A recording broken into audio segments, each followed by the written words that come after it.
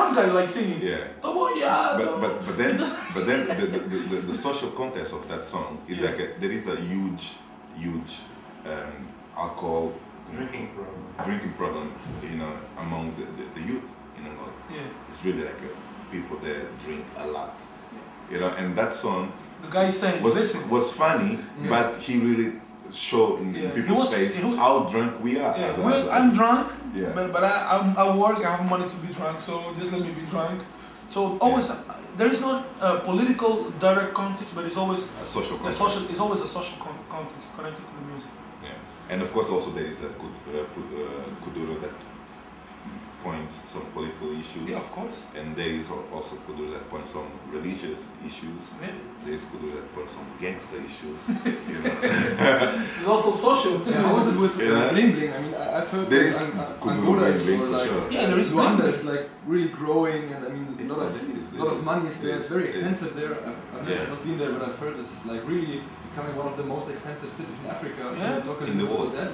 In the world. In the world. Yeah. How come? I mean, it's cool. No, because everything, you know, is a country that don't produce anything, of course, is expensive because he imports everything. You know, like the water that you're drinking, you know, it's like will be imported. So of course that kind of destroyed the economy. The inflation goes high. That's why it's such an expensive country. You know, because they import everything, from the cars, the clothing, everything. Everything that we buy comes either from South Africa or from Congo or from Europe or from US or from everywhere. Actually comes from everywhere because you can find anything there. So it's not because the industry is working well there. It's basically the other way around. Yeah. Because there is an industry working. It's difficult to get the. Mainly we only produce oil and diamonds. No. We produce some other stuff.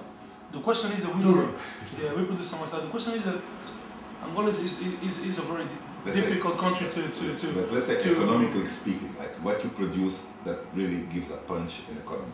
Besides the service, no, the banks, oils and diamonds, and you know we have a lot of banks and a lot of insurance companies. It's another market that is growing there, and also another some construction market. Mainly, it's just big money. There's not really like a. It's a normal thing for a country that is growing up right now. Yeah. So it's normal.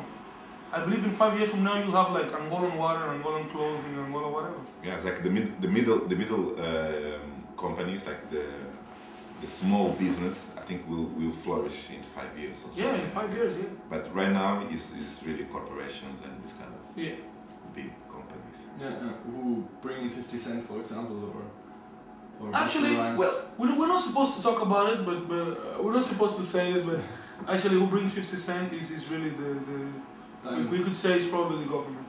Okay. You could say that.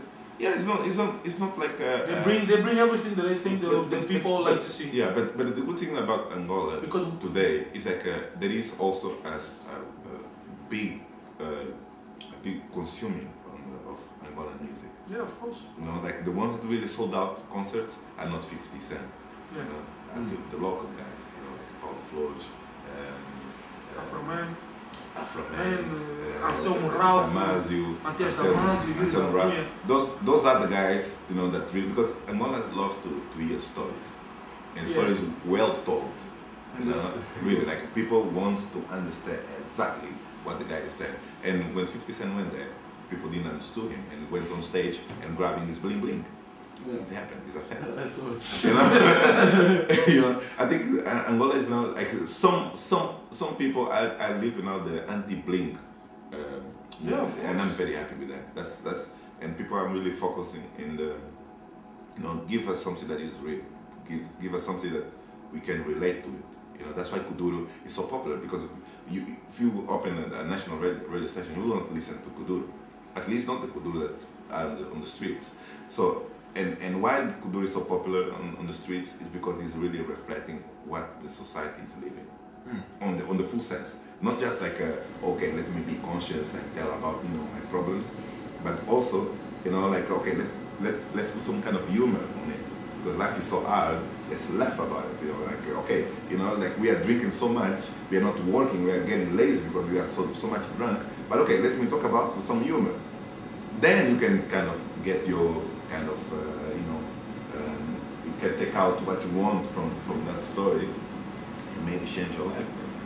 The guy is just making kind of entertainment. I got into kuduro in like 93, 94. That's when it was becoming big. It was like a radio program every night, and they played techno music, and there was Subay singing over whatever he feels like. And then like 6 months later, a CD came out, and he was singing some of the tracks. And one of the tracks is the kuduro track, made the genre called kuduro. And then I came to Portugal, and I started doing hip hop. I didn't like kuduro at all, because I didn't like what they were talking about. There was too much clowning. I didn't like that. I didn't see any message into the kuduro scene. And suddenly in 2002,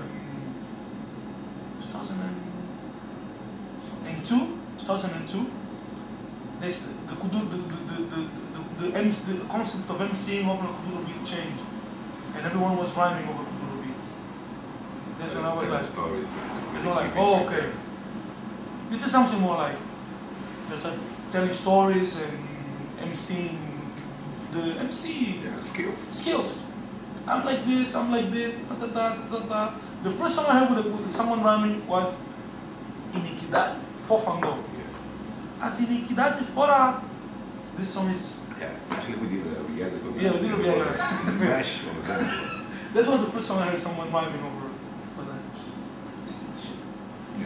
Yeah, and I think like I was already in Lisbon, and I was already impressing, like, but unconsciously because I was bartending in a African discotheque, and it was the discotheque where DJ Amorim and DJ Beleza were playing, and those guys, they went to Angola and brought some kuduros and put it on their set, and was in the time of batida, freaky freakies and this kind of thing. Yeah. The MCing was just beats with the chorus. Yeah. And then like we made the label in Shofada, and we always wanted for our label kind of to have a Lisbon kind of stamp on every music that we did. Riot comes from a rock background and start developing some electronic projects and also some drum and bass projects. And every tune that we did, every song that we did, we wanted to have the Lisbon kind of stamp. And to get involved with kuduro, mainly it was the main reason was because it was growing in Lisbon, in the Lisbon suburbs. It was something that people relate to it, but people didn't respect it.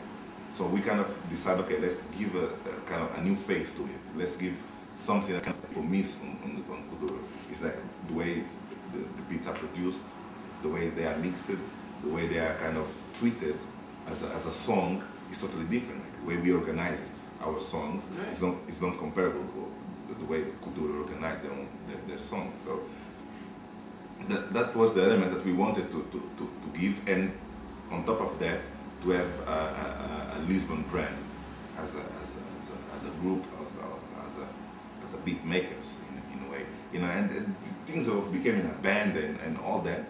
It came by consequence, of performing on our sound system, and people kind of like enjoying it and wanted kind of more of it, and we decided, okay, let's kind of make a career out of this. But mainly we see ourselves as beat makers and people that really make projects, make songs, and performing, just kind of having fun with it. But I don't think we're gonna do that for the rest of our lives. Okay. But beats, yes, and songs, yes. Alright, yeah, I mean, now you have toured like all over Europe, all over America, you have been to Angola. What's next? What's Japan. Japan. Yeah. For sure. We want to see the future in our lifetime. Yeah. And project-wise, I mean, what will be next for Buraka from sound? I mean, do you want to go into the Caverdian Fulana a bit more? Actually, let me just